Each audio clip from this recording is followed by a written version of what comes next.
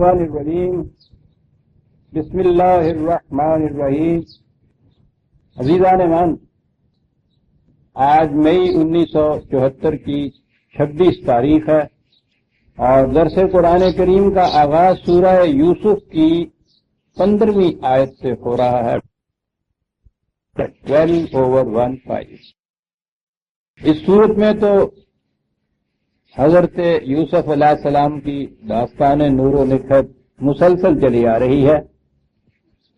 سابقہ درس میں اس کی کڑی یہاں تک پہنچی تھی کہ حضرت یوسف علیہ السلام کے بھائیوں نے باپ سے کہا کہ انہیں ہمارے ساتھ باہر کھیلنے کودنے پکنک کرنے شکار کھیلنے اس کے لیے بھیجا کریں۔ تو انہوں نے یہ خدشہ ظاہر کیا کہ تم باہر جاؤ، ذرا بھی اس کی طرف سے غافل ہو جاؤ، جنگل کا معاملہ ہے، یہ عام طور پر باہر جاتا نہیں، یوں ہی کوئی درندہ کوئی بھیڑیا یہ لپٹ پڑے، یہ اچھا نہیں۔ تو انہوں نے کہا کہ یہ تو آپ کا وہم ہے، ہم اتنا بڑا جتھا ہے، ہمارے ہوتے ہوئے اگر اسے بھیڑیا جھپٹ کے لے جائے تو پھر تو ہم کہیں کے نہ رہے، بالکل ناکارہ ہو گئے۔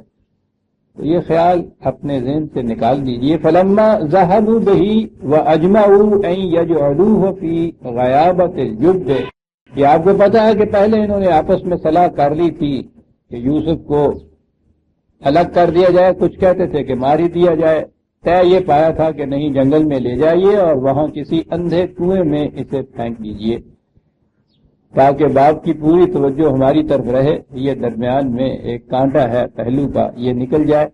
تو وہ اسے لے گئے اپنے ساتھ اور انہوں نے اس بات پہ اتفاق کر لیا کہ اسے اندھے کنویں میں ڈال دیا جائے گا۔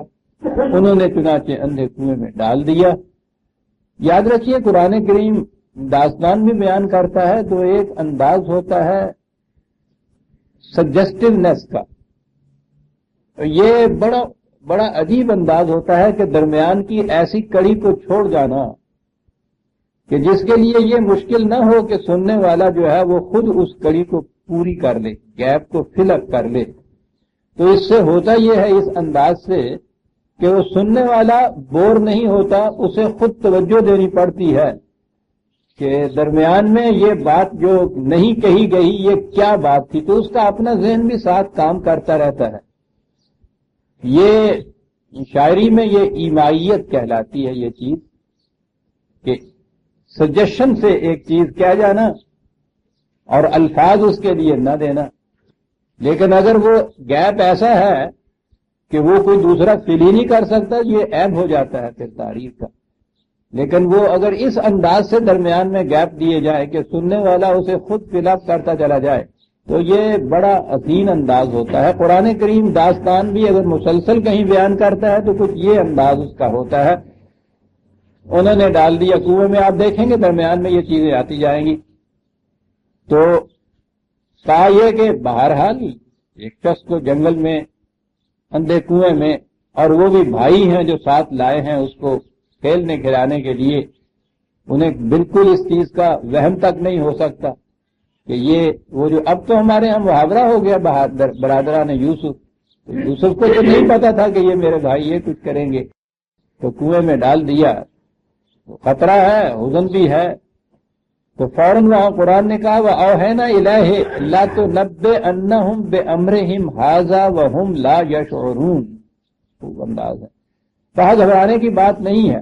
اب یہاں یہ دیکھیے، یہ نہیں کہا گیا کہ یوسف کو سارا بتا دیا کہ تم یہاں حفاظت سے نکال لیے جاؤ گے اور اس کے بعد پھر تم کہاں پہنچو گے، مصر کیا تمکن تمہیں حاصل ہوگا، وہاں بہت بڑا مرتبہ ہوگا، بھائی تمہارے پاس آئیں گے، بھیک مانگنے کے لیے تم دو گے، وہاں پھر ان کے وہم و گمان میں بھی نہ ہوگا کہ تم اس مقام پہ پہنچے ہوئے ہو، اور وہاں پھر اچانک جو یہ بات ان کے سامنے آئے گی تو تم دیکھو کیا کیفیت ہوگی۔ یہ یوں نہیں ساری بات بتائی، کہا یہ کہ یہاں کسی قسم کے خوف کی بات نہیں ہے، غم و ملول کی کوئی بات نہیں ہے، ہم ان بھائیوں کو وقت آئے گا کہ ان بھائیوں کو تمہارے یہ بتائیں گے کہ تم نے کیا کیا تھا، اور وہ ہے کہ وہ ہم لا یشعرون، اس حیثیت میں کہ ان کے شعور میں بھی یہ بات نہیں ہوگی کہ یہ یوسف ہے جو ہمارے سامنے ہے. یعنی وہی یہ بات جو تھی درمیان کی ساری کڑیاں چھوڑ گیا ہے قرآن، اور کہا یہ ہے کہ بتائیں گے، ایک وقت آئے گا کہ انہی بھائیوں کو بتائیں گے کہ تم نے اس کے ساتھ کیا کیا تھا، اور انہیں اس کا شعور بھی نہ ہوگا. میں یہی یہ بتاؤں کہ کس انداز سے یہ بات سامنے آئی تھی. داستان یوسف تو ہم سب کو معلوم ہی ہے، اس لیے اس کڑیوں کے دہرانے کی ضرورت نہیں. آخر میں جا کے جب یہ صورت تھی کہ وہ 2-3 مرتبہ بھائی آئے بھی، غلہ بھی لے گئے، معاملہ بھی اس سے ہوا، انہیں بالکل معلوم نہیں، ذہن و گمان میں بھی نہیں ہو سکتا تھا کہ وہ جسے ہم نے اس طرح سے کنویں میں ڈال دیا تھا وہ مصر کے تخت کے اوپر یا اتنی مسند اقتدار کے اوپر فائز ہے اور اس کے یہ اختیارات ہیں، اور اس سے ہم یہ غلہ لے کے جا رہے ہیں، وہ ہمارے ساتھ یہ کچھ کر رہا ہے. ان کے وہم و گمان میں بھی نہیں تھا. تو آخر میں قرآن میں یہ ہے کہ جب اچانک یوسف نے انہیں یہ کہا کہ تمہیں کچھ معلوم ہے کہ تم نے وہ یوسف جس کے متعلق تم یہ، وہ بڑی باتیں مناتے تھے یامین کے متعلق. جب یہ بات ہوئی کہ اس نے چوری کی ہے تو اس نے کہا تھا کہ کوئی نئی بات نہیں ہے، یہ تو ایسے ہی لوگ ہیں، اس کے بھائی نے بھی یہ کچھ کیا تھا کسی زمانے میں.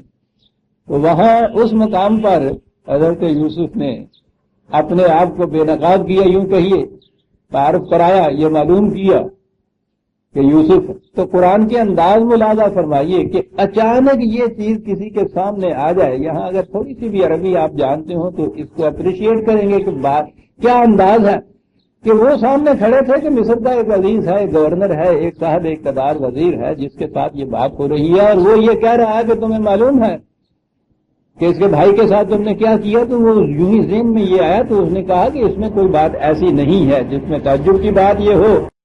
یہ میں یوسف ہوں اور یہ میرا بھائی ہے. قرآن کے الفاظ ہیں قالو انا کا لانتا یوسف. کیا بات ہے، ارے تو یوسف ہے تو کیا انا کا لانتا.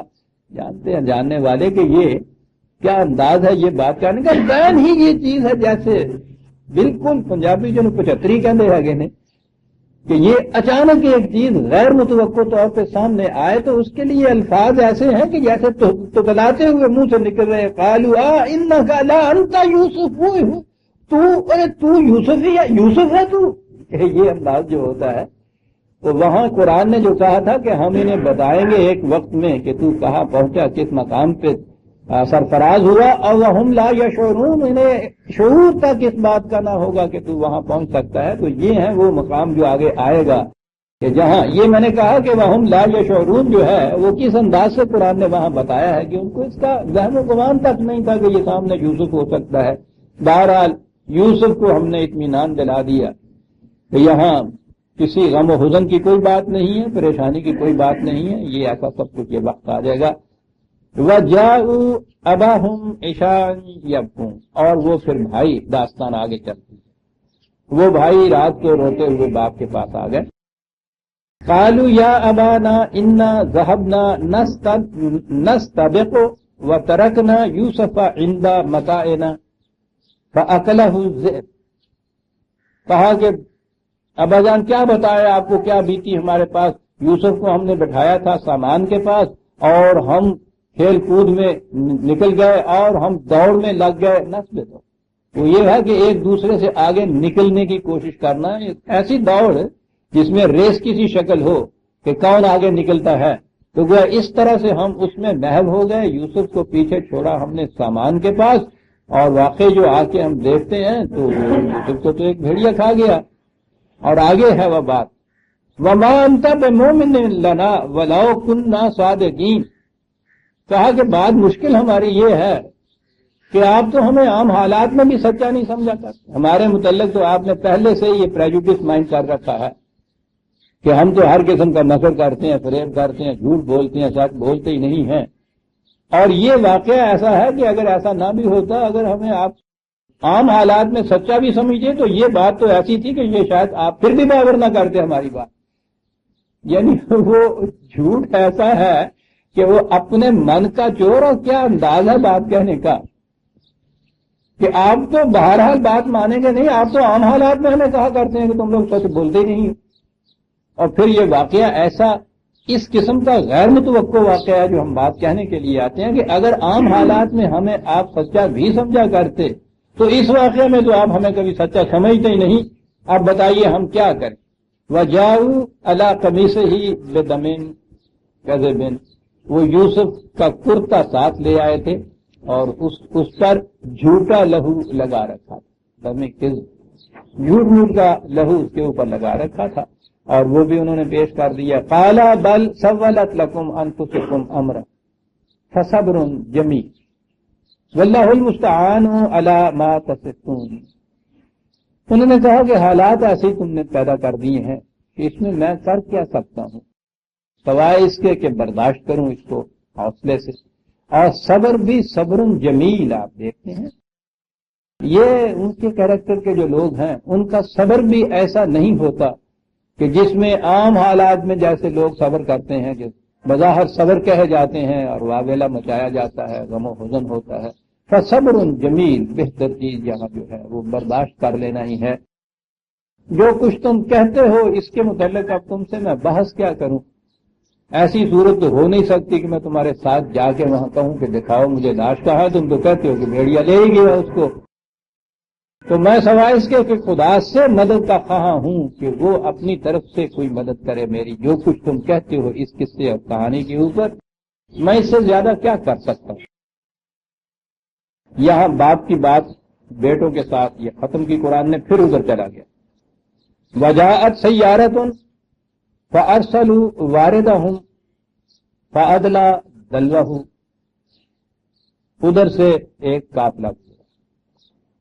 یہ علاقے وہ ہیں جہاں پانی کی بڑی کمی ہوتی ہے، اور جہاں کہیں پانی ہو وہاں قافلے وہیں وہ کیمپ کرتے ہیں، وہیں اپنی منزل لگاتے ہیں، وہیں پڑاؤ کرتے ہیں اپنا پانی کے قریب۔ تو وہ دور سے انہوں نے دیکھا ہوگا کہ کنواں ہے وہاں، تو وہاں وہ ٹھہرے۔ تو وہ جو ایک پیش رو ہوتا ہے قافلوں میں، تو تقسیم کار کی ہوئی ہوتی ہے، اسی طرح سے قافلے چلتے ہیں۔ تو وہ جو پیش رو ہوتا ہے وہ آگے جا کے پہلے جائزہ لیتا ہے جگہ کا، دیکھتا ہے کہاں کیا چیز ملے گی، منزل کس قسم کی ہے، کہاں ٹھہرنا چاہیے۔ تو وہ پانی کے لیے وہ آگے گیا کہ سب سے پہلی چیز تو پانی لانے کی ہے، رسی اور ڈول لے کر گیا۔ وہاں جب گیا ہے تو اس نے وہ کنویں میں ڈول لٹکایا۔ قال یا بشرا ھذا غلام، اس نے وہی دہائی تھی، او خوشخبری ہو، خوشخبری ہو، یہ ایک غلام مل گیا ہم کو یہاں۔ اس زمانے میں یہ بردہ فروشی تو عام ہوتی تھی، ادھر ادھر سے لوگ لے جاتے تھے غلاموں کو، بچوں کو، لونڈیوں کو دوسری جگہ لے جا کے بیچ دیتے تھے۔ اب غلامی کی خرید و فروخت میں ایک تو یہ ہوتا ہے کہ ایک جگہ سے کہیں سے خریدا انہوں نے تھوڑے بھاؤ پر، تھوڑی قیمت پر، آگے جل کے زیادہ قیمت پر بیچا، اس میں بھی منافع ہوتا تھا۔ لیکن اگر غلام مفت میں مل جائے، یہ جو انداز ہے نا، قالا یا بشرا ھذا غلام، یہ بتا رہا ہے کہ اسے کتنی خوشی ہوئی، وہ آپے سے باہر ہو گیا کہ ایسا ایک پلا پلایا ہوا جوان لڑکا مل رہا ہے اور مفت مل رہا ہے، اور اس کا غلام ہونا تو ظاہر ہی ہے کہ جو اس طرح سے نکالیں گے، اور وہ عام انداز اس زمانے میں ہوتا تھا۔ انہوں نے اسے غلام بنایا، وَأَسَرُّوهُ بِضَاعَةً، اور اپنے مال تجارت انہوں نے سمجھ کے، جیسا اور مال تجارت تھا اسے بھی تجارت کا مال سمجھ کے چھپا لیا۔ تو یہ تو غلام، یہ جو اس طرح سے بردہ فروش ہوتے ہیں وہ تو چھپا کے ہی لے جاتے ہیں نا، اس کو چھپا لیا، مال تجارت قرار دیں گے، یعنی اب وہ انسان نہ رہا، ایک کموڈٹی ہو گیا۔ اور کموڈٹی کیا بات قرآن کی ہے کہ انسان سے بضاعتن بن گیا پہلے ہی وہ شخص، اب وہ مال تجارت ہو گیا، وہ انسان کا بچہ نہ رہا۔ غلامی میں کیفیت یہ ہوتی ہے کہ پھر انسان مال تجارت ہو جاتا ہے، واہ واہ، کمرشل کموڈٹی ہو جاتی ہے۔ واللہ علیم بما یعملون، وہ یہ کچھ کر رہے تھے اور خدا یہ جانتا تھا کہ آگے اس داستان کی اگلی کڑی کیا ہونے والی ہے۔ چھپایا، وہ لے گئے۔ وَشَرَوْهُ بِثَمَنٍ بَخْسٍ دَرَاهِمَ مَعْدُودَةً، کیا بات ہے قرآن۔ ہمارے ہاں جو قصہ حضرت یوسف یا زلیخا کا جو قصہ مشہور ہے، اس میں یہ مشہور ہے کہ پہلے ان قافلے والوں نے، وہ بھائی پہنچ گئے تھے اور پہلے انہوں نے بھائیوں سے خریدا تھا۔ یہ تورات کا واقعہ ہے، تورات میں ایسا ہی ہے کہ انہوں نے ان کے بھائیوں سے خریدا. انہوں نے بھائیوں نے بھی وہ کہا کہ وہ مصیبت پھر گلے پڑ گئی، جلدی سے بیچو. تھوڑے سے پیسے لے کے اس کو بیچ دیا، اور پھر یہ اس کو لے کے گئے اور پھر مصر کے بازار میں جا کے زلیخا کے ہاتھ بھیجا. یہ ہمارے ہاں بھی یہ قصہ ہے، حتیٰ کہ مولی غلام رسول کی یوسف زلیخا جو ہے ہمارے ہاں، وہ بہرحال مولی غلام رسول ہیں، وہ بہت پائے کے مستند عالم سمجھے جاتے ہیں. یعنی ان کی کیفیت صرف وہ وارث شاہ یا فضل شاہ کی ہیر جاتی نہیں گنی جاتی.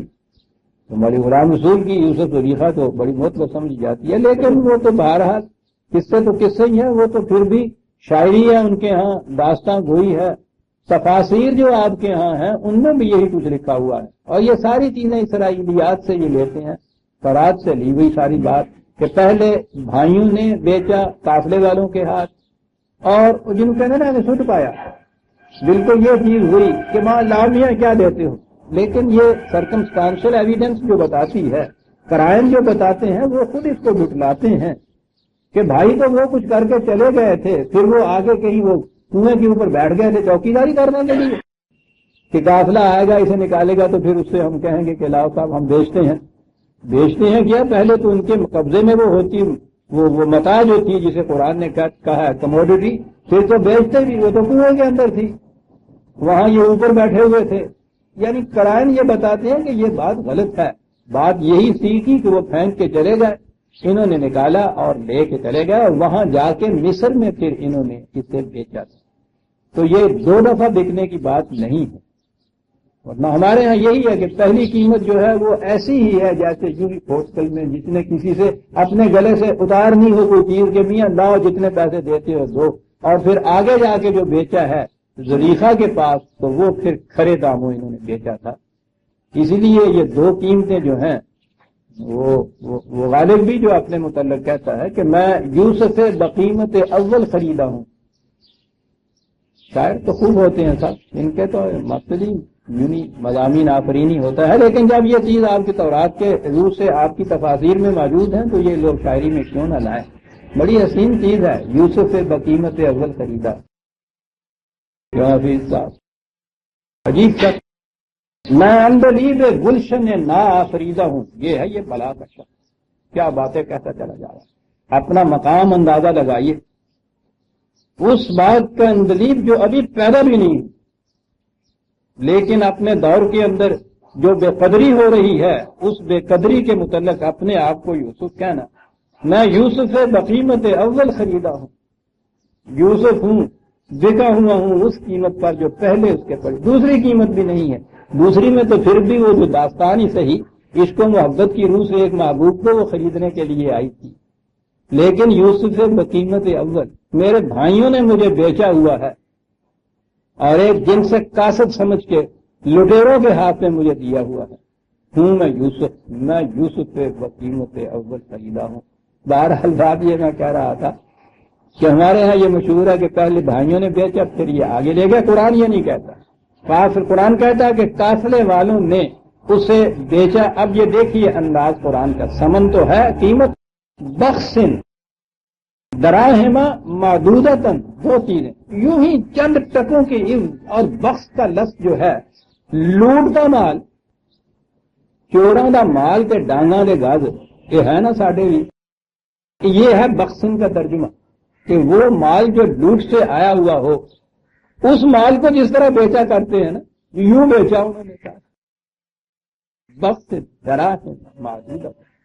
اور پھر یہ بھی بات جو ہے وہ ہماری داستان ہی ہے کہ وہ زلیخا جو تھی وہ آئی تھی خریدنے کے لیے.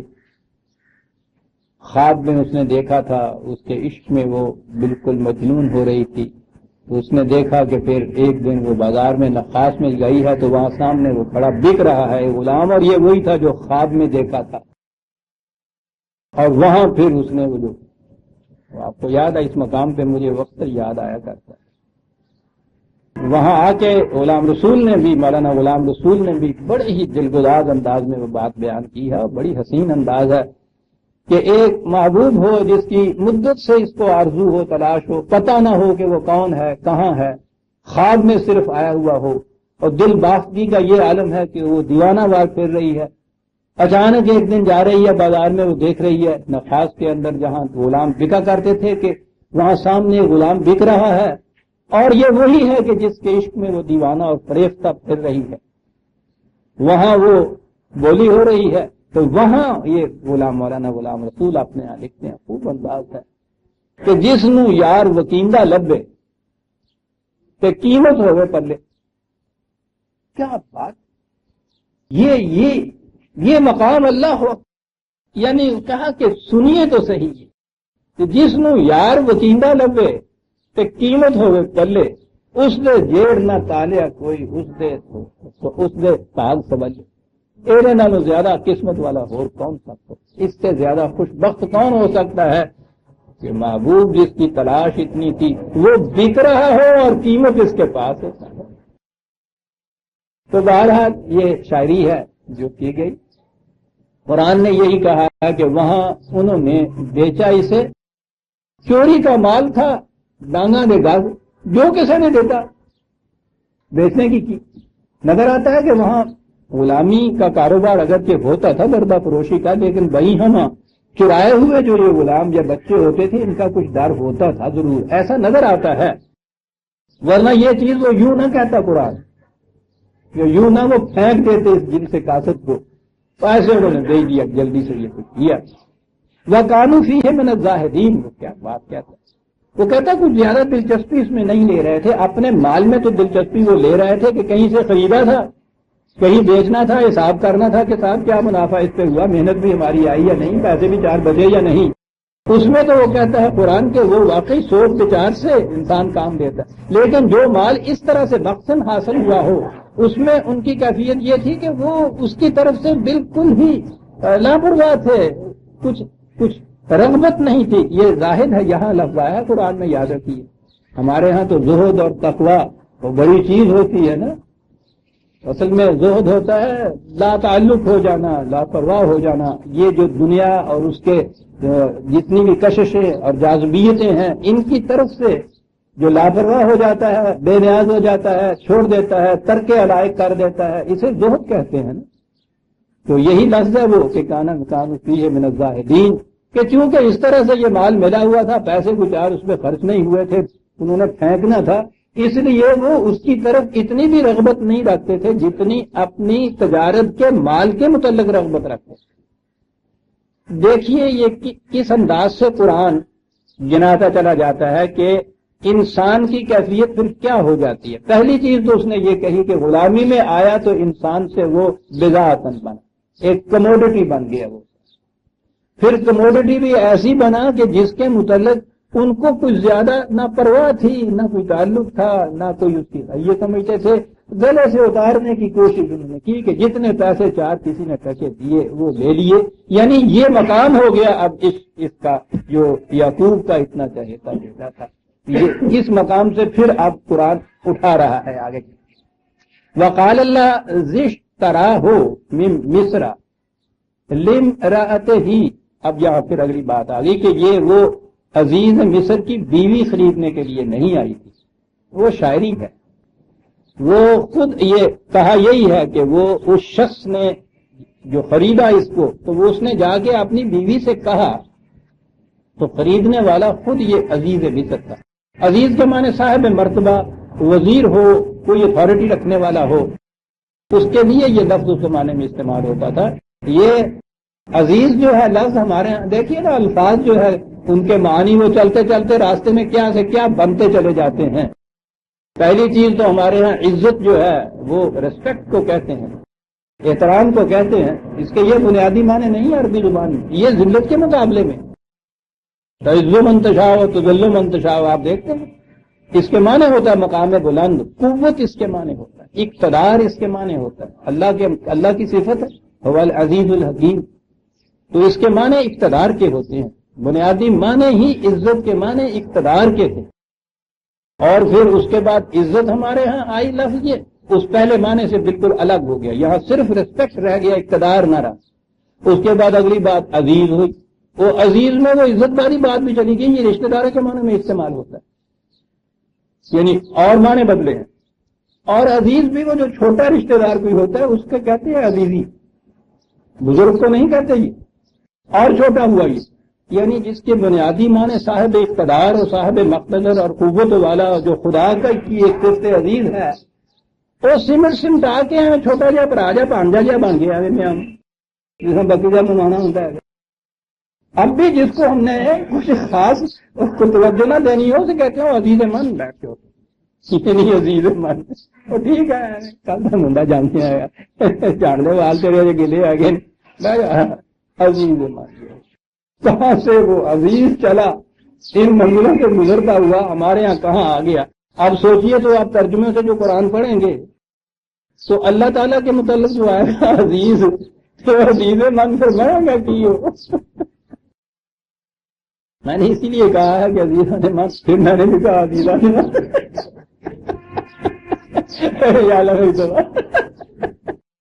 دیکھتے ہیں جس طرح سے یہ الفاظ غیر شعوری طور پہ زبانوں پہ چڑھے ہوئے ہوتے ہیں۔ تو میں نے عرض کیا نا کہ ترجموں سے قرآن سمجھ میں نہیں آ سکتا، یعنی عزیز آئے گا تو آپ کے ذہن میں کبھی آ ہی نہیں سکتا کہ یہ صاحب مقدرت اور صاحب قوت اور صاحب غلبہ اور صاحب اقتدار کو کہا جاتا ہے عزیز۔ تو قرآن سمجھنے کا میں نے عرض کیا طریقہ یہ ہے کہ اس کے الفاظ کے روٹ میننگ جو ہے نا وہاں جائیے، اور یہی کمال ہے عربی زبان کا، صاحب عجیب زبان ہے، روٹ میننگ کے اندر سب کچھ اس کے پنہا ہوتا ہے، اور پھر اوپر آئیے تو یہ یوں ہی افراتفری میں الفاظ نہیں یوں ہی بن جاتے، وہ ایک قاعدہ ہے سائنٹیفک ان کا، اس قاعدے کی روح سے یہ الفاظ جو ہے ان میں تبدیلیاں پیدا کرتے ہیں، جس کو وہ باب کہتے ہیں۔ اس باب کی ایک خصوصیت ہوتی، اس باب میں جب کوئی لفظ آتا ہے تو اس خصوصیت کے تابع بنیادی معنی ہو جاتے، یعنی معنی بنیادی اس خصوصیت کے تابع، اندازہ لگائیے۔ اور پھر یہ زبان جناب مادے میں جائیے 3 حرف ہوتے ہیں، اس زبان کے اندر یہ چیزیں قاعدے کی روح سے، اصول کی روح سے موجود ہیں کہ مادے میں مثلاً بے اور دال اکٹھا جس مادے میں آئے گا اس کے معنی ابتدا کے ہو جائیں گے، پہل ہو جائے گی۔ جیم اور سین آئے گا تو اس کے معنی یہ ہو جائیں گے۔ ہزاروں کی تعداد میں یہ الفاظ آئیں گے جن میں کہیں جیم اور سین اکٹھا ہے، کوئی بھی یہ لفظ لے لیجیے گا ان ہزاروں کے اندر، اس مادے میں جو انہوں نے کہا ہے کہ جہاں یہ 2 حرف اکٹھے ہوئیں گے اس میں یہ معنی ہوں گے، ضرور وہ ضرور معنی ہوں گے اس میں۔ تو پھر اوپر اس کو لاتے چلے جائیے، اب باب کے اندر اس باب میں یہ معنی ہوں گے، اس باب میں یہ معنی ہوں گے، استفعال میں یہ ہوگا، افتعال میں یہ ہوگا، مفعول میں یہ ہوگا۔ عجیب زبان ہے۔ تو جس زبان کی یہ کیفیت ہو اس زبان کے ترجمہ ہمارے ہاں کی زبان میں وہ، میں نے کہا نا کہ اس کا لفظ کا تو حلیہ بگڑ جاتا ہے ہمارے ہاں۔ عزیز کے معنی یہ جو یہاں ہے نا کہ عزیز مصر تھا، تو اس کے معنی یہ کہ ایک صاحب اقتدار تھا، اتھارٹی تھی اس کے پاس، مملکت کی طرف سے بااختیار، ان پاور، اس نے خریدا تھا، وہ زلیخا نے نہیں، زلیخا کا تو نام ہی ہے نہیں بیچاری کا اس میں، تو وہ صاحب اقتدار تھا جس نے وہ آ کے خریدا، اور خریدنے کے بعد اس نے جا کے پھر اپنی بیوی سے کہا اکرمی، ایک لفظ غلام خرید کے لائے۔ ہمارے ہاں اب حالانکہ وہ غلامی کی بات نہیں ہے، لیکن گھر کے نوکر جن کو ہم کہتے ہیں، ملازم ہمیں جس کا کہتے ہیں، کبھی یہ سوال ہی نہیں پیدا ہوتا کہ ان کی تکریم ہمارے دل کے اندر آ جائے کہ جائے کہ ایک غلام کی حیثیت سے خریدا ہوا غلام وہ لے کے آ رہا ہے۔ تو یہ معلوم تھا کہ گھر میں یہ جب میں لا رہا ہوں اور غلام ہے تو اس کی کیا درگت یہاں بنے گی، کس حیثیت سے اس کو رکھا جائے گا، لیکن اس نے بیوی سے کہا کہ نہیں، اکرم مسوا، اس کو عزت کا مقام دینا گھر۔ وہ اس نے تو قیاسے سے پہچان لیا ہوگا کہ یہ بچہ جو ہے، اور یہ کچھ مشکل نہیں ہے عزیزان کہ یہ چیز دیکھتے پہچان لی جائے کہ یہ اچھے گھرانے کا لڑکا ہے، ہونہار بروا کے کتنے کتنے پاس، اس کی پیشانی سے یہ چیز نظر آ جاتی ہے کہ یہ کوئی عام بچہ نہیں۔ اور پھر اتنے میں کچھ باتیں بھی اس نے کی ہوں گی اس کے ساتھ، عام بچہ بھی نہیں تھے، یہ 17 سال کی عمر تو اس وقت کہی جاتی ہے تورات کی روح سے، جب یہ ابھی گھر میں تھے تو بہرحال اتنے بڑے نوجوان تھے، تو انہوں نے باتیں بھی کی ہوں گی، اور انہوں نے پھر یہ بشرے سے بھی دیکھ لیا ہوگا، قیاسے سے بھی اندازہ لگا لیا ہوگا کہ کسی بڑے گھر کا ہے، اور خود بھی یہ رشد اور ہدایت کو جانتا ہے۔ اس لیے اسے عام گھر میں نوکروں کی طرح یا غلاموں کی طرح نہ سمجھنا، اسے عزت کا مقام دینا. عسیٰ ان ینفعنا، ہو سکتا ہے کہ ذرا اس کی اچھی تربیت ہو گئے تو ہمارے لیے بڑا ہی فائدے مند ثابت ہو. اور نتخذہ ولدا، یہ ہو سکتا ہے کہ ایسا ثابت ہو جائے کہ ہم اسے بیٹا ہی بنا لیں. وہ نظر آیا کہ اس نے پہلی نگاہ میں جو چیز بھانپی تھی اس کا قیافہ بڑا صحیح تھا. یہاں تک تو اس کی بات ہو گئی، اور قرآن اب آگے کہتا ہے وَكَذَلِكَ مَكَّنَّا لِيُوسُفَ فِي الْأَرْضِ، یوں ہم نے ایک نئے ملک میں یوسف کے لیے ٹکنے کا مقام بنا دیا.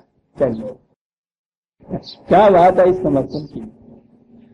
یہ دیکھیے کہ جنہیں ان مقامات کے لیے چنا جاتا تھا کن کن منازل میں سے انہیں گزرنا پڑتا تھا. حضرت موسیٰ علیہ السلام جب وہاں گئے ہیں طور پہ تو پہلی بات یہ ہوئی کہ ہم نے تمہیں اپنے ایک مقصد کے لیے لنفسی، قرآن کہتا مقصد بھی نہیں، ہم نے تمہیں اپنی ذات کے لیے چن لیا ہے موسیٰ. حضرت موسیٰ نے کہا کہ کہنے کہ موسیٰ شکریہ اتنی سی بات کا نہیں ہے، آؤ تمہیں بتائیں. اور پھر ایک ایک قدم کے اوپر شکریہ کے سجدے بجا لاتے چلے جاؤ. میری نگاہ نے جھک کے کر دیے سجدے، جہاں جہاں سے تقاضا ہے اس نے یاد ہوا. کہنے لگے موسیٰ بنی اسرائیل کی قوم میں پیدا ہوئے تھے، اہل فرعون کے ہاں وہ قوم ذلیل ترین قوم. پہلی کڑی ہماری یہ تھی کہ ہم نے تمہیں پیدا ہونے کے ساتھ ہی بنی اسرائیل کی قوم کے اندر رہنے نہیں دیا. اس قوم کا سب سے بڑا باعزت مقام جو تھا شاہی گھرانہ وہاں پہنچا دیا تمہیں. کیوں؟ بہت شکریہ. محلات شاہی میں تمہاری پرورش ہوئی. پتہ کیوں ہوئی؟ تم نے بنی اسرائیل کی قوم کا غلام بن کے نہیں رہنا تھا. تم نے تو ٹکر لینی تھی فرعون اور اس کے ساتھیوں کے ساتھ. تمہیں معلوم ہونا چاہیے تھا کہ یہ محلات کی سیاست ہوتی کیا ہے. وہاں یہ کچھ سکھایا تمہیں کچھ پتہ بھی نہیں، تمہارے ذہن و گمان میں بھی نہیں تھا کہ ہم کیا کر رہے ہیں. سب کچھ سیکھا تھا نا، تمام مہرے وہاں کے دیکھ لیے تھے، بساط سیاست تمہارے سامنے آ گئی تھی، ایک ایک چیز تمہارے سامنے تھی.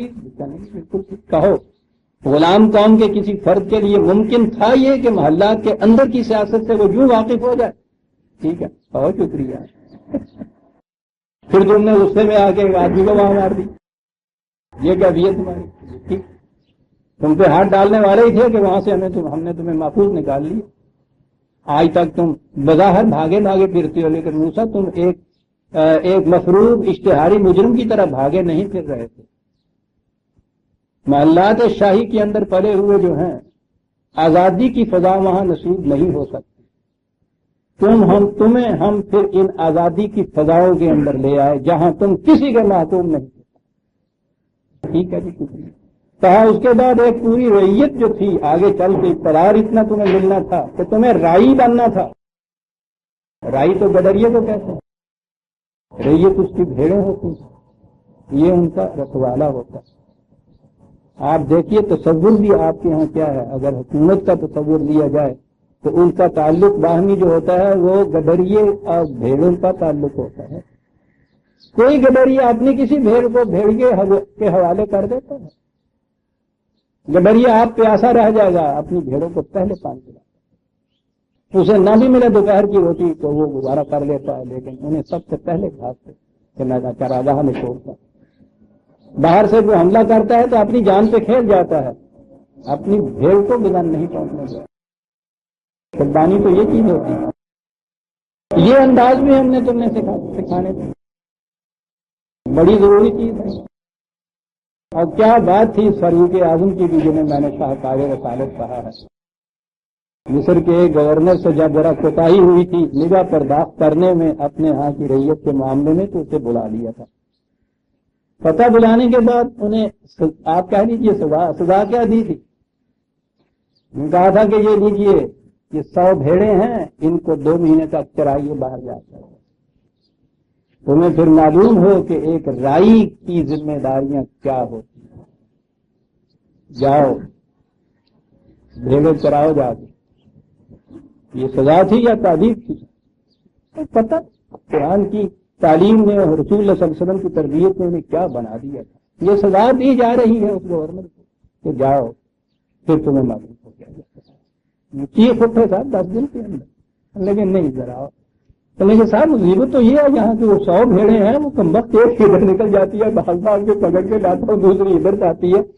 کہا کہ یہی کیفیت افراد معاشرہ کا ہوتا ہے. یہ کوئی پتھر کے بت نہیں جو تمہیں دے دیے، جو جی میں آئے ان سے کہتے جائیے وہ سامنے سے کچھ کہہ نہ سکے. یہ زندہ اور پائندہ انسان ہیں جو تمہارے سپرد کیے ہیں. معاشرے کے انسانوں کی کیفیت یہی ہوگی، کوئی ادھر نکل جائے گا کوئی ادھر نکل جائے گا، لیکن گڈریا ادھر نکل جانے والی بھیڑ کی ٹانگ تو نہیں توڑتا، اسے راستے پہ لاتا ہے. لاٹھ اس کی بھیڑیے کے لیے ہوتی ہے، بھیڑ کے لیے نہیں ہوتی. من مارنا پہنتا ہے یا پیڑنا چراؤن واسطے. یہ مقام تھا ان کا جو رائی ہوتے تھے عزیزان من. یہ حکومت کا سوال ہی نہیں تھا.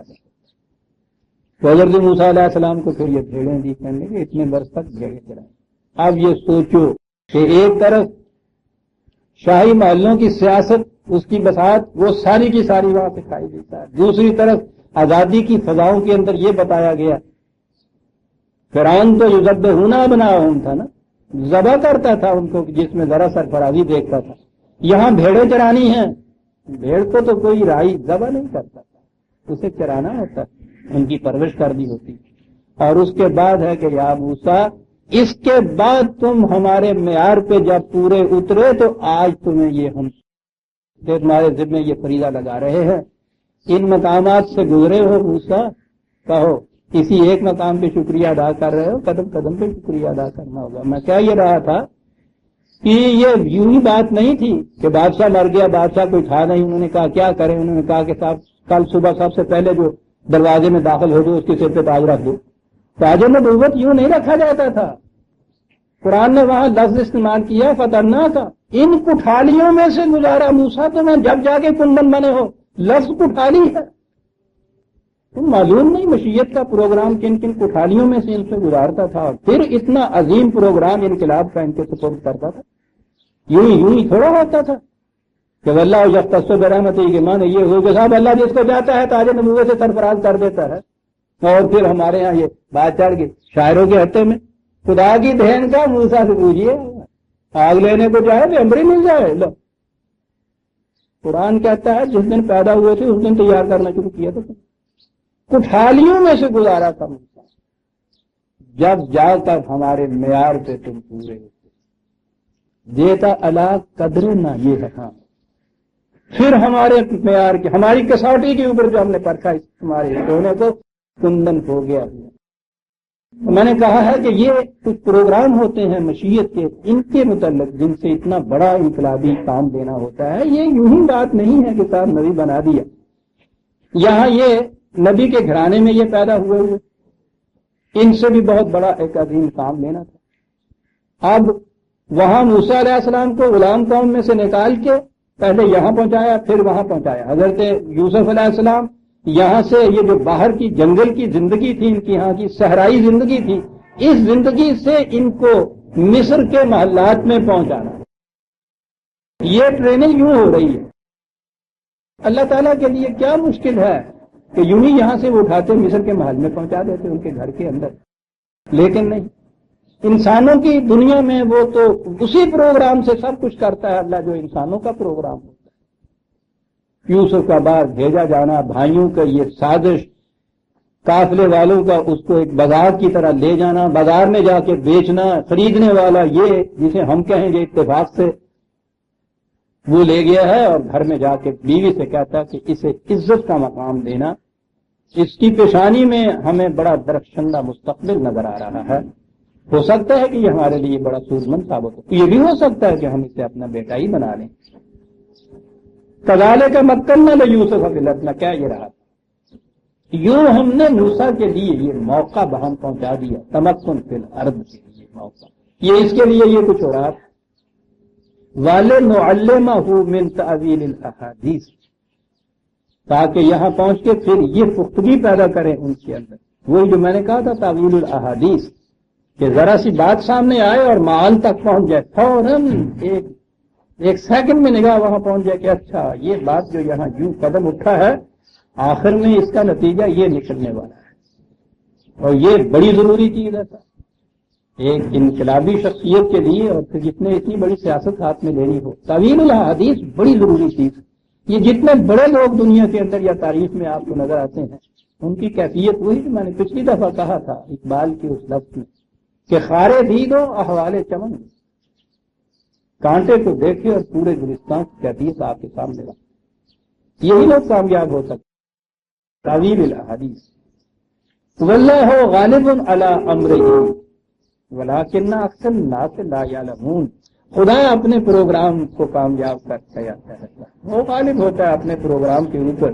یہ راستے کی جو منزلیں آتی ہیں اس میں لوگ یہ دیکھتے ہیں یہ کہ صاحب یہ نہیں کیا ہو گیا، یہاں شکست ہو رہی ہے، رسول اللہ ہجرت کر کے جا رہے ہیں، غار میں چھپے ہوئے ہیں، وہ کہتے ہیں یہ کیا ہو رہا ہے کہ صاحب خدا اپنے رسولوں کو غالب کرے گا اور ہم اور ہمارے رسول غالب آ کے رہیں گے، اچھے غالب آ کے رہے ہیں، آدھی رات کو جان بچا کے معاذ اللہ ان کے الفاظ میں بھاگے جا رہے ہیں، چھپے ہوئے غاروں میں چھپ رہے ہیں، مارے پڑ رہی ہیں، لہو لہان ہو رہے ہیں، گالیاں پڑ رہی ہیں، پتھر پڑ رہے ہیں، اور کہا یہ جا رہا ہے کہ ہم اور ہمارے رسول غالب آ کے رہیں گے۔ بھائی اچھا غلبہ آ رہا ہے، کہتے ہیں لیکن اکثر الناس لا یعلمون، اکثر الناس، سب کی بات نہیں کہی، لوگوں کی اکثریت ایسی ہوتی ہے کہ وہ جو واقعہ سامنے فوری آتا ہے فوری کسی نتیجے پہ پہنچتے ہیں۔ بات اصل میں تعویل الاحادیث کی ہونی چاہیے۔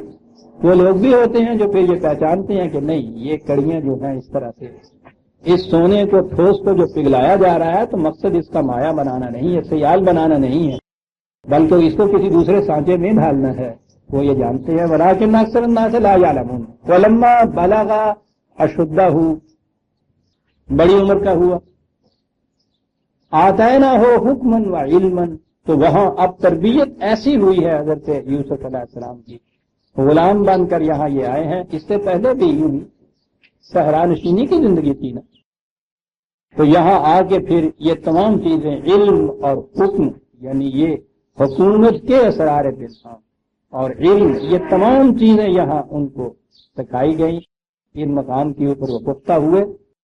اب پھر یہاں وہی بات آ گئی کہ ہاں صاحب کچھ خدا کا پروگرام تھا تو اس کے لیے یہ کچھ وہ کڑیاں خدا کر رہا تھا اور اب خود یہ ہوتا چلا جاتا تھا۔ قرآن ہے عزیزان من، خیال میرے آپ کے دل میں یہ پیدا ہوگا، وہ تو قیامت تک کے دلوں کے خیالات کو جاننے والا ہے نا۔ یہاں یہ خیال پیدا یہ ہوا آتینا ہو، یہاں کہا تھا نا کہ ہم نے اسے حکومت کے راز ہے سربستہ اور علم کی یہ تمام حقائق، یہ تمام وہاں ہم نے اس کو یہ دیے، عطا کر دیے۔ تو ذہن میں آیا کہ صاحب پھر یہ تو خدا جس کو عطا کرتا ہے اس کو علم ملا جاتا ہے، اب ہم آپ تو یہ کچھ کر نہیں سکتے، خدا کے پروگرام تھے نا، وہ پیغمبر جو ہے جی کہا وہ کذالک نجزی المحسنین، یوں ہی نہیں یہ مل جاتا۔ یہ جو بھی حسن کارانہ انداز سے متوازن زندگی بسر کرتا ہے یہ اس کا نتیجہ ہوتا ہے جو ہم نے، اور پھر یہ اسی کے ساتھ نہیں ہوا، کذالک نجزی المحسنین جمع کا صیغہ، جو بھی اس طرح سے زندگی بسر کرے گا یہ انداز اس کے ہوں گے، اس کو یہ چیزیں مل جائیں گی۔ اب آتینا ہو کا کی تفسیر یہاں خود آ گئی۔ اب اگلی کڑی ہمارے سامنے آتی ہے۔ اس اگلی کڑی کا ایک لفظ جو تھا میں اس کو دیکھنے کے لیے میں یہ جو نور دیکھ رہا تھا، تو معلوم ہے یہ میری کتاب ہے جس میں نے انبیاء کرام علیہ داستانوں کو مسلسل بیان کیا ہے 3-4 جلدوں میں۔ پہلی جلد ہے جو نور، حضرت نوح علیہ السلام سے لے کر حضرت شعیب علیہ السلام تک، پھر برق طور ہے حضرت موسیٰ علیہ السلام، پھر شعلہ مستور ہے حضرت عیسیٰ علیہ السلام کا، اور پھر معراج انسانیت ہے اس ذات اشرف و اطہر کی جو واقعی انسانیت کے معراج کبریٰ کے اوپر فائز ہے، نبی اکرم صلی اللہ علیہ وسلم کی سیرت۔ تو یہ جو نور، اس میں حضرت یوسف علیہ السلام کا قصہ آتا ہے۔ آگے جو بات آتی ہے یہ آ رہی ہے حضرت یوسف اور اس عزیز مصر کی بیوی کی داستان۔ بات تو آپ کو معلوم ہی ہے۔ مجھے اجازت دیجیے کہ میں نے جو نور میں یہاں پہنچنے کے بعد جس انداز سے لکھا تھا میں ان الفاظ کو ذرا آپ کے سامنے پڑھ دوں۔ مجھے بھی اس میں کچھ تھوڑی سی کیفیت ملی تھی، آپ کو بھی اس میں شریک کرنا چاہتا ہوں۔ میں نے لکھا ہے کہ اب اس ذری داستان کی اگلی کڑی شروع ہوتی ہے اور کاروان شوق اس وادی میں داخل ہوتا ہے جہاں سیرت و کردار کی آزمائش کے لیے ترغیبات نفس کے صبر آزما اور نگاہ فریب مناظر سامان صد بہار بادامہ کیے دامے ہم رنگ زمیں کی طرح چاروں طرف بکھرے پڑے۔ حضرت یوسف کی عمر اس وقت بھرپور جوانی کی تھی، دکھائی دیتی ہے، پھر رگوں میں خانوادہ نبوت کا صالح خون، ان تمام خصوصیات کے ساتھ اس نے عفت، سونے پر سہاگا، تندرست جوانی اگر قلب و نگاہ کی پاکیزگی میں گزرے تو اس سے بڑا حسن اور کیا ہو سکتا ہے۔ یہ تھے حضرت یوسف علیہ السلام۔ دوسری طرف عزیز کی بیوی، تہذیب و تمدن کی بے باکیوں کی تخلیق، عشرت و کامرانی کے ماحول کی پروردہ، دولت کی مرصع کاریوں سے جگمگاتا حسن، غرضے کے دونوں طرف جذب و کشش کے پورے پورے سامان، لیکن ایک طرف جذبات نفس کی مکمل حکمرانی اور دوسری طرف ترغیبات نفس پر حدود اللہ کی قربانی۔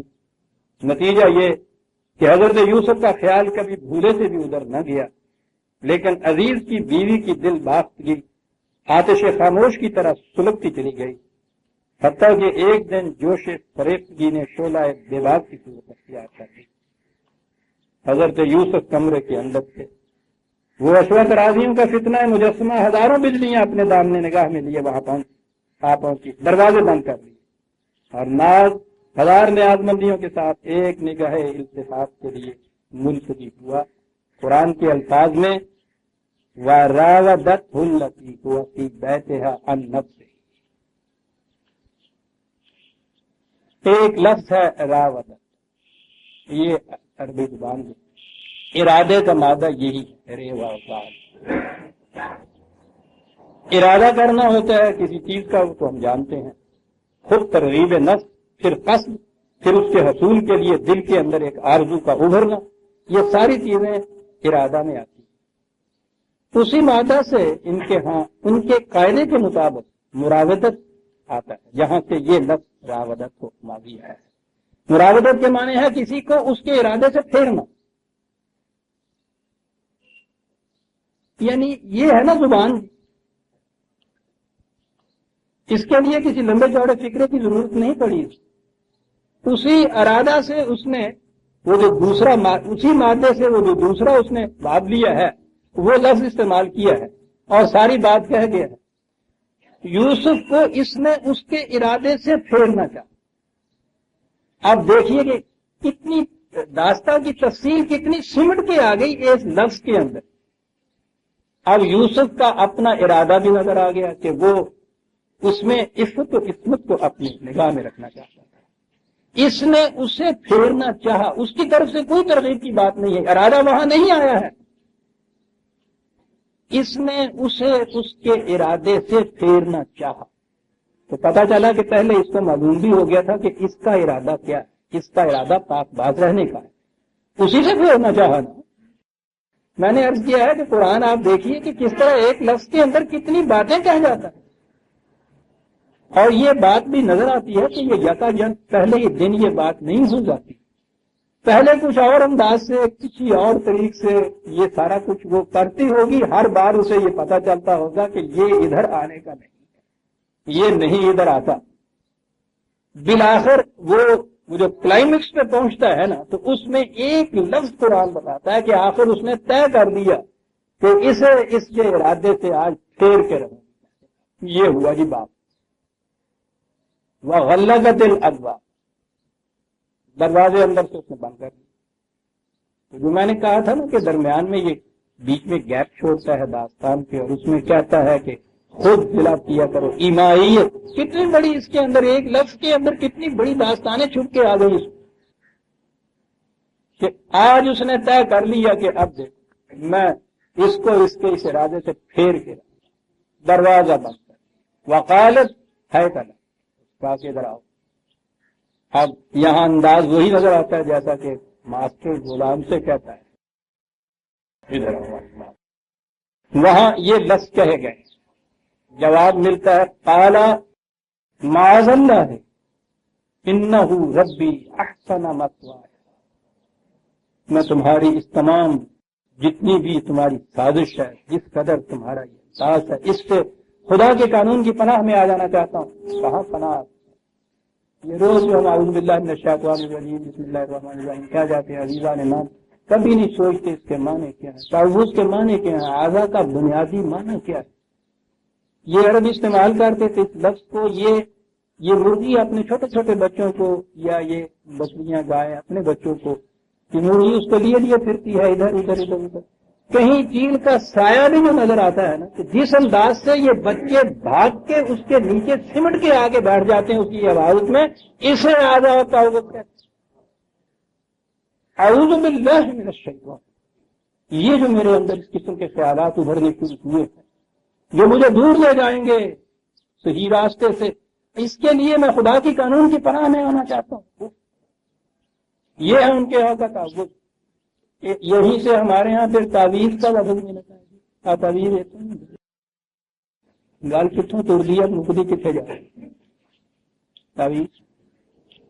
تعویذ میں بھی حفاظت کا سامان، دکان کے باہر انہوں نے وہ دیا، وہ یاسین کی وہ چرخڑیاں بنائی اندر، میں کیا بناؤں، ایک عمر گزر گئی یہ بناتے ہوئے، اور اس کو انہوں نے باہر کی سے سونپ دیا، بس ٹھیک ہے۔ اب عبادت کا سامان ہو گیا کس سے؟ وہ جو چھاپا مارنے والے آیا کرتے ہیں اس کو، ہاں تعویذ لکھا، تو وہاں سے تعویذ مل جاتا ہے۔ اعوذ باللہ، پیغمبر ہے قال معاذ اللہ، کہاں پناہ کہاں ڈھونڈ رہا ہے؟ ایسا نظر آیا کہ بظاہر آپ دیکھیے کہ جو کچھ یہ ہو رہا تھا عام حالات میں یہاں سے بچنے کی کوئی صورت نظر نہیں آتی، کوئی پناہ کی جگہ نظر نہیں دکھائی دیتی تھی، سامان جتنے بھی باہر مادی تھے ان میں تو کوئی سامان نظر نہیں آتا، بے ساختہ زبان پہ آیا کہ میں تیرے ہی سایہ رحمت کے اندر پناہ دوں گا، ورنہ یہاں تو حالت یہاں تک پہنچ گئی ہے کہ کوئی اور پناہ گاہ نظر نہیں، جو پناہ ملی تو کہاں انہو ربی احسن مثواہ، کہا کہ اور احسانات تو اس سے ایک فرق رہے، وہ میرا نشو و نما دینے والا جس نے یہ مقام مجھے عطا کیا ہے، اس کی تو احسان فراموشی ہوگی اگر میں پھسل جاؤں۔ کیا بات یاد آ رہی ہے، یہ احسانہ کو دیکھا کیا انداز ہے اس کے اندر، کہ یہ تو اور سب چیزیں چھوڑیے، اس سے بڑی احسان فراموشی۔ اسی لیے ہمارے یہاں کے بعد مفسرین نے کہا ہے کہ ربی سے مراد یہاں وہ اس کا خامن تھا، یعنی ان کا آقا، کہ انہوں نے میری ایسے پرورش کی ہے، یہ اس کے خلاف بددیانتی ہو جائے گی، لیکن یہ بات نہیں ہے، یہ تو بڑی چھوٹے درجے کی بات ہے کہ یہ اس نے میرے آقا نے، میرے مالک نے مجھے پالا پوسا، اب یہ صاحب غداری اس کے خلاف اس کی بیوی سے ہاتھ ڈال، معاذ اللہ بتا رہا ہے اس بلند مقام کے اوپر یہ بات کہی ہے بے ساختہ، انہ ربی احسن مثواہ انہ لا یفلح الظالمون، خود یہ بتا رہا ہے کہ انہ فاعل وہاں کیا ہے، وہ نہیں ہے اس کا خامن۔ کہا پہلی چیز تو یہ ہے کہ اس نے اس حسنکارانہ انداز سے جو میں نے زندگی کی بدل کی تو اس کے یہ نتائج اس نے مجھے دیے، اور دوسری طرف میں یہ بھی جانتا ہوں کہ جو پھر اس مقام سے گر جاتا ہے پھر وہ پلک نہیں سکتا، دونوں چیزیں میرے سامنے ہیں۔ دیکھا آپ نے منفی اور مثبت دونوں چیزیں لا الہ اور الا اللہ دونوں آ جاتی ہیں، کہ اگر اس مقام سے گر جاؤں تو پھر کہیں پناہ نہیں، اور اگر میں اس کے اوپر ثابت قدم رہوں تو میں تو دیکھ چکا ہوں، ذاتی تجربہ کر چکا ہوں کہ کس طرح کس بلند مقام کے اوپر اس نے مجھے بتا دیا۔ آگے ایک بات آتی ہے، وہ آیت عزیزہ نے من جہاں بعض اوقات رونے کی وَلَقَدْ ہَمَّتْ بِهِ وَهَمَّ بِهَا لَوْلَا أَن رَأَىٰ بُرْهَانَ رَبِّهِ، ہمہ ہوتا ہے کہ شدت کے ساتھ ارادہ کر لینا، ارادہ تو صرف دل کے اندر ابھرنے والا خیال ہوتا ہے، یہ اس سے اگلی منزل ہوتی ہے۔ ہمت بہی، یہ تانیث کا صیغہ آ گیا، اس عورت نے پھر اور آگے بڑھی، جوش بڑھ گئی، شدت جوش سے کوئی چیز جو کرنے کی ہوتی ہے اس کے لیے یہ ہم آتا ہے، وہ بڑھ گئی۔ وہ ہمہ بہا، یہ الفاظ ہیں آگے، وہی لفظ ہم، اس نے بھی یہ چیز، یعنی میں یہ بتا رہا ہوں ہمارے ہاں کیا اس کی تفسیر آ جاتی ہے، اس نے بھی یہ چیز کر دی، یہ چیز تو اصل بات تو اس دل کے ارادے کی ہوتی ہے، اس جوش کی ہوتی ہے، جذبات کے جو ہو جاتا ہے پیدا، وہاں بھی یہ ہوا یہاں بھی یہ ہوا۔ آپ کہیے گا بیٹیاں بیٹھی ہیں، اصلی اختلاط جنسی جس کو یہ آگے چل کے بات تھی وہ تو اس سارے واقعے میں ہوا ہی نہیں تھا، جرم اگر وہ تھا تو پھر جرم تو زلیخا سے بھی سرزد نہیں ہوا۔ ہمت میں یہ والی بات یہاں تک اس نے کی، ہما بہا آگے یوسف کی طرف یہ لے آیا۔ یہ ہمارے ہاں اس کے معنی کیے جاتے ہیں، اس نے بھی یہ کیا، اس نے بھی پھر کہ جی پھر جب یہ میں کیا عرض کروں کہ تیاری ہوگا، بعض تفاسیر میں یہ لکھا ہوا کہ جس طرح سے یہ میاں بیوی بیٹھتے ہیں بستر پہ، اس کیفیت تک بھی یہ پہنچ گئے، تو اس وقت انہوں نے دیکھا کہ حضرت یعقوب سامنے کھڑے ہیں اور وہ انگلی سے ان کو اشارہ کر رہے ہیں، تو وہاں سے یہ بات آئی۔ کیا عرض کیا جائے عزیزان مان، کیا چیزیں ہیں جو باہر جاتی ہیں۔ کوئی دوسرے صاحب تھے، انہوں نے کہا کہ انہوں نے زلیخا سے پوچھا کہ وہ ایک کونے کے اندر کس چیز کے اوپر تم نے پردہ ڈالا ہوا ہے؟ اس نے کہا کہ وہ بت ہے میرا جس کی میں پرستش کرتی ہوں۔ اس نے کہا کہ تم نے یہ پردہ کیوں ڈالا؟ کہنے لگے کہ میں نہیں چاہتی کہ اس قسم کا جو پیڑ ہے اس کے سامنے ہو۔ تو اس سے حضرت یوسف نے کہا کہ یہ اپنے بت کے سامنے یہ کچھ نہیں چاہتی تو میرا خدا تو سب کچھ دیکھنے والا ہے، تو میں اس کے سامنے یہ کس کو کروں؟ یعنی یہ چلتی ہیں پھر تک۔ اور آپ کو پتا ہے کہ یہ سارا کچھ ہو کیوں رہا ہے؟ یہ آیت میں نے ابھی آدھی پڑھی ہے، اگلے لفظ نہیں پڑھے۔ سنیے عزیزان من، وہاں ہی پڑی ہوئی ہے، کہیں دور جانے کی ضرورت نہیں ہے۔ وَلَقَدْ ہمت بہی، وہ تو اس جوش میں ارادہ کر چکی اور پڑھ گئی۔ اور آگے ہے وَهَمَّ بِهَا لَوْلَا أَن رَأَىٰ بُرْهَانَ رَبِّهِ، اس کے سامنے اگر خدا کی اقدار اور قوانین نہ ہوتی تو یہ بھی یہ کر گزرتا۔ یہ لولا یہاں رکھا ہوا ہے، ایسا ہے کیا قرآن کا انداز؟ یعنی عام، اب یہاں دو باتیں آ گئی۔ عام حالات میں یہ جذبات ابھرتے ہیں، ہر ایک کے دل میں ابھرتے ہیں، ٹھیک ہے، حالات ہی ایسے ہوئے تھے کہ کوئی اور ہوتا تو یہ۔ اب سوال ہوا کہ ان حالات میں وہ کون سی چیز ہے کہ جو انسان کو روک کے رکھتی ہے؟ کیا ہوا کہ وہ ہمت بہی والی جو تھی اس کے لیے یہ نہیں کہا ہے آگے، کیونکہ اس کے بعد اس کے سامنے یہ بات نہیں تھی۔ کون سی چیز تھی جس نے روک دیا اس کو، یوسف کو؟ برہان ربی، دلیل، کھلی ہوئی دلیل، واضح اخبار، واضح قانون خدا بندی، وہ حد جو اس نے باندھ۔ اگر اس کے سامنے یہ نہ ہوتا تو یہ بھی وہی کچھ کرتا جو وہ کر رہی تھی۔ یہ ایسا مانے اسی آیت کے اندر، اور پھر یہ تو میں نے کہا اسی آیت کی بات ہے۔ اسی صورت کے اندر، اسی داستان میں اگر 2-4 آیتیں یا 10-20 آیتیں بھی آگے چلے جاتے، اور میں کہتا ہوں آگے جانے کی ضرورت نہیں تھی، یہ ایک ہی سانس میں پہلی آیت میں کالا معاذ اللہ جو وہ کہہ رہا ہے، تو یہ ایک طرف سے وہ معاذ اللہ بھی کہہ رہے ہیں، انہ ربی آسنا متوا کہہ رہے ہیں، انہ لا یفلح الظالمون بھی کہہ رہے ہیں، اور ہمہ بہا بھی ہو رہا تھا۔ تو بابا ذرا چند سطریں آگے چل کے دیکھ، 32ویں آیت آگے چل کے اسی داستان میں ہے، وَلَقَدْ رَاوَدتُّهُ عَن نَفْسِهِ، خود یہ کہہ رہی ہے، یہ عزیز کی بیوی جسے ہم زلیخا کہتے ہیں، بات آگے پیش ہو رہی ہے، آگے آئے گی بات، اپنی سہیلیوں کے سامنے یہ بات کر رہی ہے کہ تم جو مجھے یہ تان دے رہی ہو کہ یہ بھی تم سے رام نہیں ہوتا۔ اس نے کہا میں کروں کیا اس کا؟ کیفیت یہ ہے کہ میں نے تو اسے پھیرنا چاہا تھا اس کے ارادے سے، میں نے تو بڑی کوشش کی تھی، فستا سما، اس میں تو اپنی عصمت کو اس طرح محفوظ رکھا، قابو نہیں آیا۔ یعنی وہ جو مقابل میں دوسرا فریق ہے وہ یہاں بیان شہادت دے رہا ہے، فستا سما، اندازہ لگائیے وہ یہ کہہ رہی۔ اور آگے چل کے جب یہ مقدمہ پھر پیش ہوا تھا فرعون کے سامنے، ساری چیزیں داستان دہرائی گئی۔ قال ما خطبكن اذا راوتن یوسف، وہی راودہ کا لفظ آ رہا ہے ساری داستان میں، آپ دیکھیں۔ اس نے پوچھا زلیخا سے کہ آپ سچ سچ بتاؤ کہ جب تم نے اس کو ارادہ کر لیا تھا اس کو اس کے ارادے سے پھیرنے کے لیے، اور اس دن وہ کمرے کے اندر وہ ساری کوشش کر دیتی تھی، کہو کیا ہوا، سچ سچ بتاؤ۔ کھلنا حاشا للہ ما علمنا علیہ من سوء، خدا شاہد ہے میں اب سچ کہتی ہوں، کوئی برائی کا خیال اس کے دل میں نہیں۔ وہ یہ بیان کر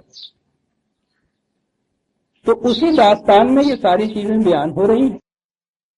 اور عزیزان من، میں تو یہ کہتا ہوں کہ اگر یہ نام خدا کا ایک ہے داستان آگے ساری بیان اس لیے ہو رہی ہے قرآن اس کا یہ نقطۂ ماسکہ یہ ہے اس سارے داستان حضرت یوسف کا، جیسے میں نے شروع میں کہا تھا قرآن کہتا ہے یہ کہ یہ جو عصمت ہے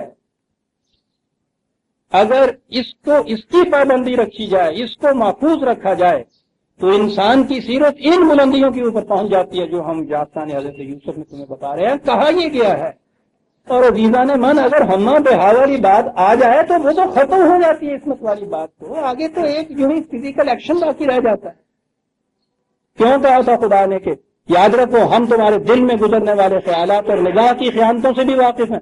نگاہ کی خیانت، دل میں گزرنے والے خیالات، یہ کوئی جرم بن سکتے ہیں؟ تو اس نے کہا ہے نا کہ ہم تو یہ کچھ بھی دیکھ سکتے ہیں. وہ بھی ایسا، اس کے دل میں بھی یہ جوش مار جاتے جذبات.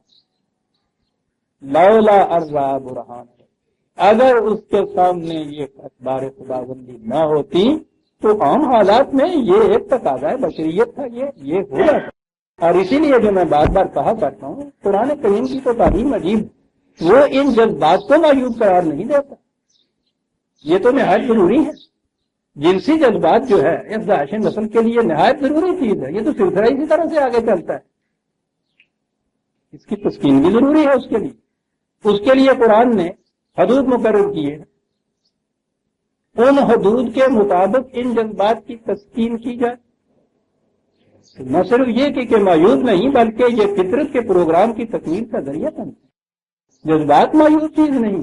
سوال صرف یہ ہے کہ ان کی تسکین کس طرح سے کی جاتی، بے باکیوں کے ساتھ حیوانات کی طرح یا حدود خداوندی کے اندر رہتے ہوئے.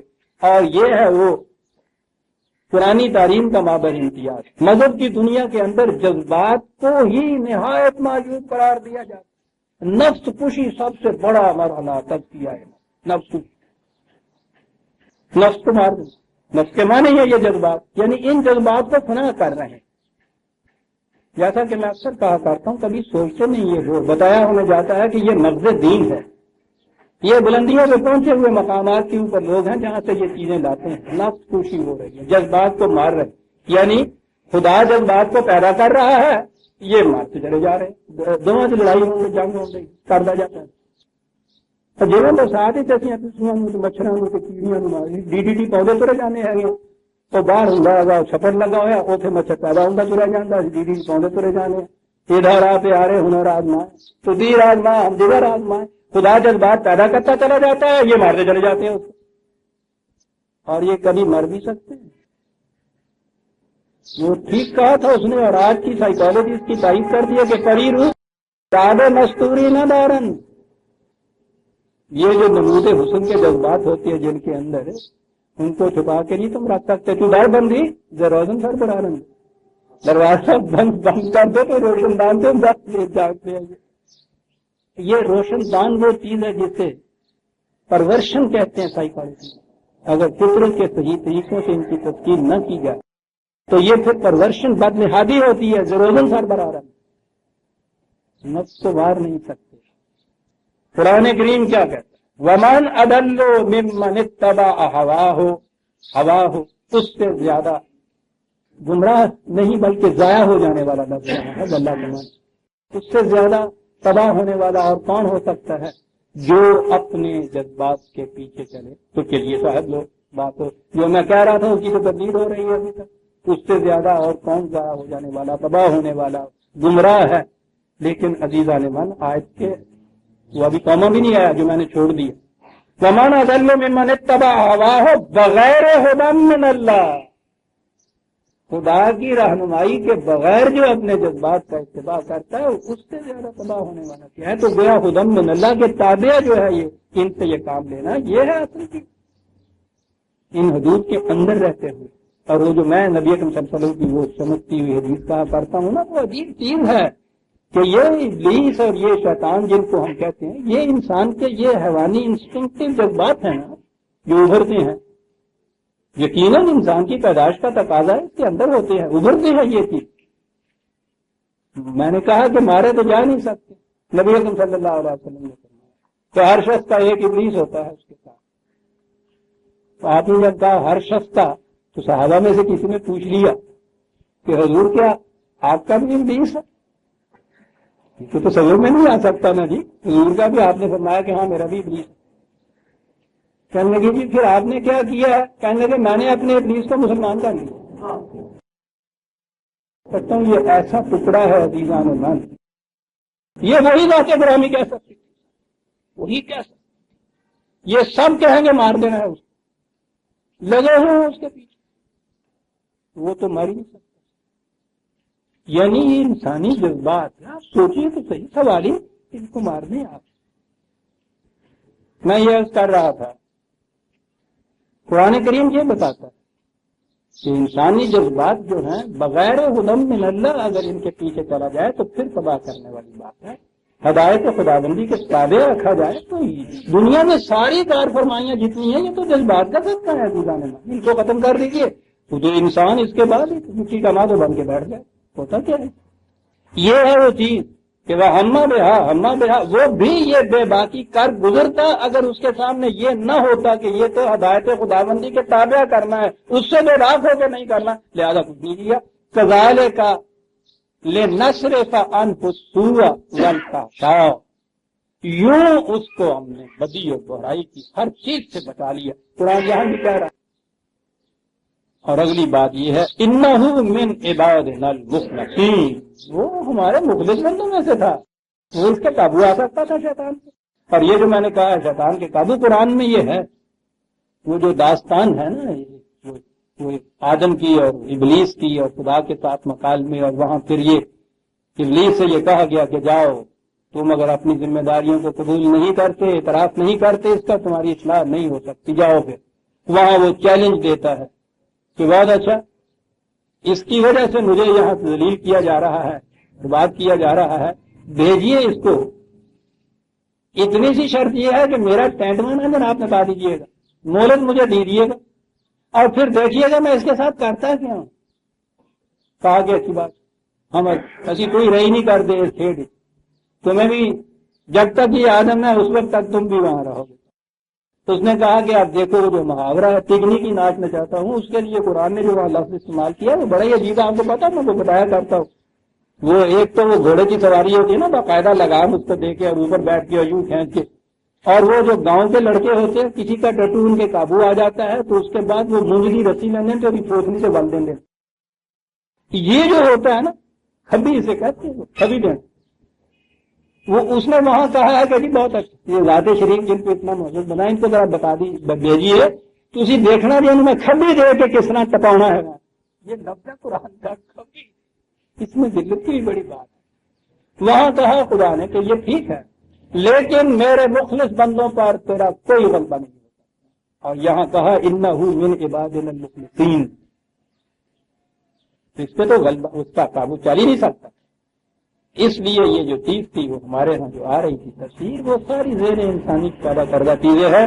یوں بات تو ساری یہ آ رہی ہے کہ کس طرح سے یوسف نے ان حالات میں اپنی عصمت کو محفوظ رکھا.